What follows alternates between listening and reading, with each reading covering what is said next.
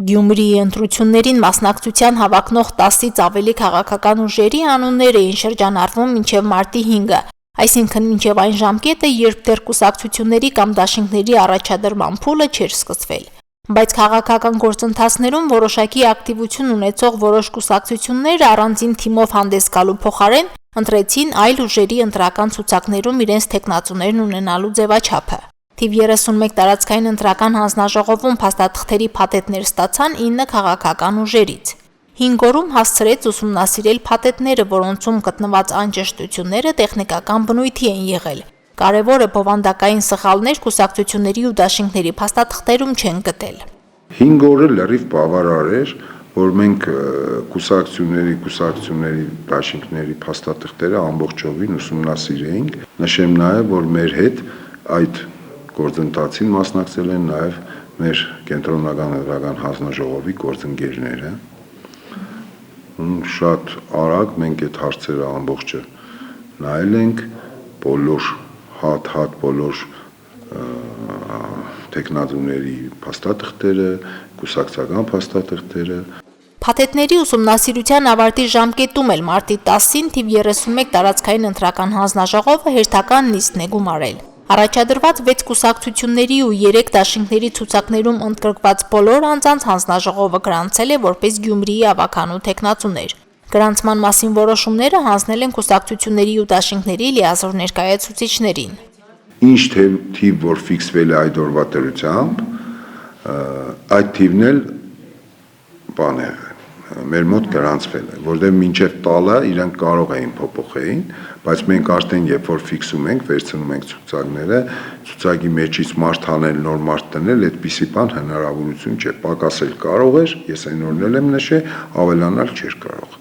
Ավելանալ չէր կարող, բայց պակասել եւս չի եղել։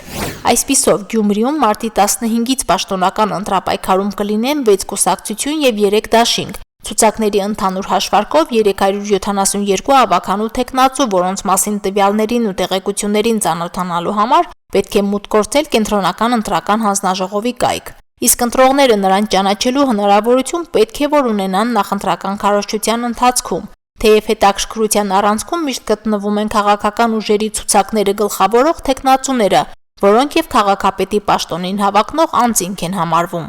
Թեքվյա թերթիկում որ կուսակցությունը կամ դաշինքը որ համարի տակ է ներկայանալու, պարզ կդառնա այսօր կենտրոնական ընտրական հանձնաժողովում վիճակահանությամբ։ Դա Երևանում կենտրոնական հանձնաժողովն է անելու, այսինքն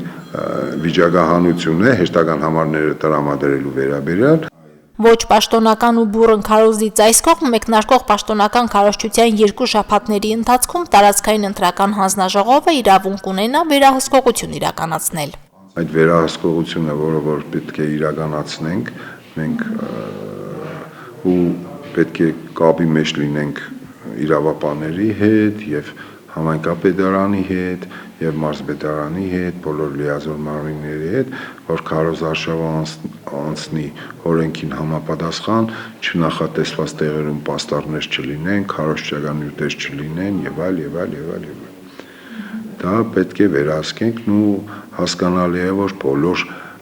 ոնց ասենք ծակուցուկը մենք չենք կարող մտնենք։ Պաստառներն ու քարոզչական թերթիկները փակցնելու արգելված տեղեր ու վայրեր եւս կան, որոնք հայտնաբերելու դեպքում հանձնաժողովը զգուշացնում է, իսկ սխալները վերացնելը մնում է քաղաքապետարանի գործը։ Մինչև մարտի 12-ը Գյումրիում ձևավորվելու են տեղամասային ընտրական հանձնաժողովները, որոնցում 8 հոգանոց հանձնաժողովի 6 անդամներին նշանակում են ազգային ժողովի խմբակցություններն ըստ համամասնության, իսկ 2-ին նշանակում է տարածքային ընտրական հանձնաժողովը։ Արտահերթ ընտրությունների օրը Գյումրիում կբացվի 82 տեղամաս։ Մարինե Տերբինյան, Արտյոմ Խաչատրյան, Հորիզոն։